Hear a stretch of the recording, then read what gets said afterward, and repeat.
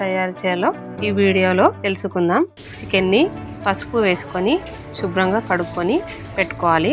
అందులో తగినంత ఉప్పు, పసుపు, కారం 3 టేబుల్ స్పూన్లు, ధనియాల పొడి 1 teaspoon, chicken masala 1 teaspoon, biryani masala 1 teaspoon, 3 టొమాటోలు, పచ్చిమిర్చి 5, అల్లం వెల్లుల్లి పేస్ట్, ఇందులో 1 కప్పు పెరుగు, కొత్తిమీర, పుదీనా, నిమ్మరసం వేసుకొని ఈ చికెన్ని బాగా కలుపుకొని ఈ చికెన్కి బాగా ఈ మసాలా అంతా పట్టేలాగా బాగా కలుపుకున్న ఈ మిశ్రమాన్ని 1 గంట సేపు మ్యారినేట్ చేసి పెట్టుకోవాలి. ఇప్పుడు కేజీ చికెన్కి కేజీ బాస్మతి రైస్ తీసుకొని అది శుభ్రంగా కడుక్కొని 1 అర్ధ గంట సేపు నానబెట్టుకోవాలి.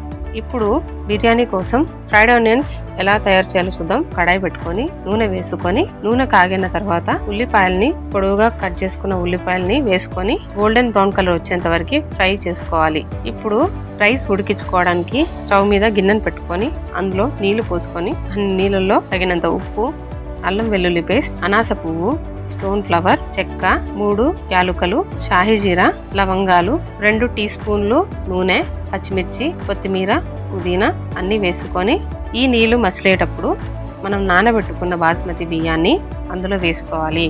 ఇప్పుడు ఆ బియ్యం 70% ఉడికిన తర్వాత తీసుకొని వడకట్టుకోవాలి. ఇప్పుడు మ్యారినేట్ చేసిన చికెన్ని స్టవ్ మీద పెట్టుకొని అందులో తగినంత నూనె, నెయ్యి వేసుకొని బిర్యానీ ఆకు, బ్రౌన్ ఆనియన్స్ ని వేసుకొని 10 నిమిషాలు ఉడికిన తర్వాత మనం ముందుగా ఉడికించుకున్న బియ్యాన్ని దీనిపైన లేయర్స్ లాగా వేసుకోవాలి. తర్వాత స్టవ్ మీద ఒక పాన్ పెట్టుకొని దానిపైన బిర్యానీ గిన్నెని పెట్టుకోవాలి. ఇప్పుడు రైస్ పైన కొంచెం కొత్తిమీర, కొంచెం పుదీనా, ఫ్రైడ్ ఆనియన్స్, 2 టీ స్పూన్లు నెయ్యి, మనం ముందుగా రైస్ ఉడకబెట్టుకున్న నీళ్ళని 3 కప్పులు దానిపైన పోసుకోవాలి.